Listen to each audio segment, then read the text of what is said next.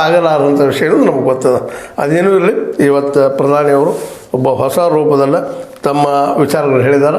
ವಿರೋಧದಲ್ಲಿ ಟೀಕಾ ಮಾಡೋದು ಸಹಜದ, ಮಾಡಲಿ. ಆದರೆ ಅದೇ ಕಾಲಕ್ಕೆ ಮುಂದಿನ ಪ್ಲ್ಯಾನ್ ಏನು ಅಂತ.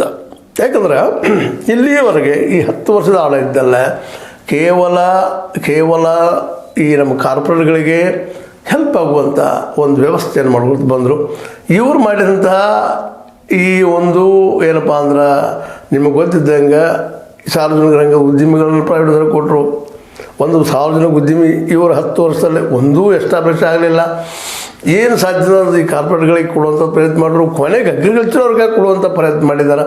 ಇನ್ನೂ ಕೊಡುವ ಸಾಧ್ಯತೆಗಳಿದ್ದಾವಂತೇಳಿ ರೈತರು ಇವತ್ತಿಗೂ ಬೆದರಿ ಇನ್ನೂ ಹೋರಾಟ ಮಾಡ್ತಾ ಇದ್ದಾರೆ.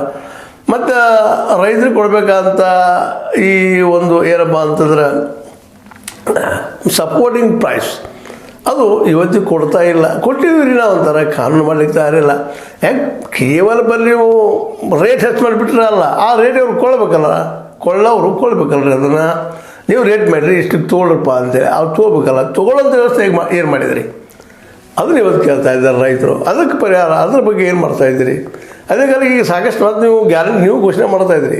ಒಂದು ಕಾಲಕ್ಕೆ ನೀವು ಈ ಒಂದು ರೇವಡಿಗಳು ಅಂತೇಳಿ ಟೀಕಾ ಮಾಡಿದ್ರಿ. ತಪ್ಪ ತೊಗೊಳ್ಳೋದು ತಪ್ಪ, ಇವು ಗ್ಯಾರಂಟಿ ಕೊಡೋದು ತಪ್ಪ ಅಂತ ಟೀಕಾ ಮಾಡಿದ್ರಿ. ಈಗ ನೀವು ಅದನ್ನೇ ಮಾಡ್ತಾಯಿದ್ರಿ. ಇದಕ್ಕೇನು ಪರಿಹಾರ? ಉದ್ಯೋಗ ಏನಾದ್ರು ಸೃಷ್ಟಿ, ನಿಮ್ಮ ಯಾರೋ ಒಬ್ಬರು ಕಾರ್ಮಿಕ ಮಿನಿಸ್ಟರ್ ಹೇಳಿದರು 17 ಕೋಟಿ ಉದ್ಯೋಗ ಸೃಷ್ಟಿ ಆಗಿದ್ದಾವೆ ಅಂತೇಳಿ. ಎಲ್ಲಿದ್ದಾವೆ? ಕಾರಣಿಲ್ಲ. ಎಂಥ ಉದ್ಯೋಗಗಳು ಅನ್ನೋದು ಕಾರಣಿಲ್ಲ. ಸರ್ಕಾರಿ ಉದ್ಯೋಗ ಅಂತ ಹೇಳೋದಿಲ್ಲ, ಬಟ್ ಎಲ್ಲಿದ್ದಾವೆ ಅದನ್ನು ಡಾಟಾ ಎಲ್ಲಿರ್ತಿರೋದು? ಇವತ್ತಿನ ಡಾಟಾ ಬಿಡುಗಡೆ ಇಲ್ಲ. ಅದ್ರ ಬೇಸ್ ಏನು ಅನ್ನುವಂಥದ್ದು ಇನ್ನೂ ಇಲ್ಲ. ಅವ್ರು ಹೇಳ್ತಾರೆ, ನಾವು ಕೇಳಬೇಕಷ್ಟ.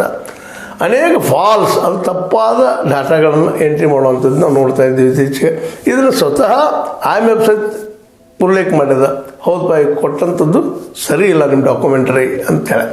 ಈ ಎಲ್ಲ ನೆಲೆಯಲ್ಲಿ ಮೋದಿಯವರು ತಮ್ಮನ್ನು ತಾವು ಮನುಷ್ಯರನ್ನು ಒಪ್ಪುವ ಜೊತೆಗೆ ಆತ್ಮ ವಿಮರ್ಶೆ ಮಾಡ್ಕೊಳ್ತಾ ಇದ್ದಾರೆ. ಇದು ನಿಜವಾಗಿಯೂ ಒಂದು ಒಪ್ಪು ವಿಷಯ ಆದರೂ ಸಹಿತ ಇನ್ನಾದರೂ ಹೊಸ ಏನಾದರೂ ಯೋಜನೆಗಳು ಮಾಡಲಿಕ್ಕೆ ಸಾಧ್ಯನ? ಈಗಾದರೂ ಸಹಿತ ಇನ್ನೂ ಕೆಲವೊಂದಷ್ಟು ಭಯಗಳಿದ್ದಾವೆ. ಏನಪ್ಪ ಅಂದ್ರೆ ಒಕ್ಕಲ್ತನವನ್ನು ಈ ಒಂದು ಪ್ರಾಣಿಗಳ ಕೈಯಾಗ ಅಥವಾ ಕಂಪ್ನಿಗಳ ಕೈಯಾಗ ಕೊಡ್ತಾರೇನೋ, ಕಾರ್ಪೊರೇಟ್ ಕೈಯಾಗ ಕೊಡ್ತಾರೇನೋ ಅಂತ ಆತಂಕ ಎಲ್ಲ ಕಡೆನೂ ಅದ.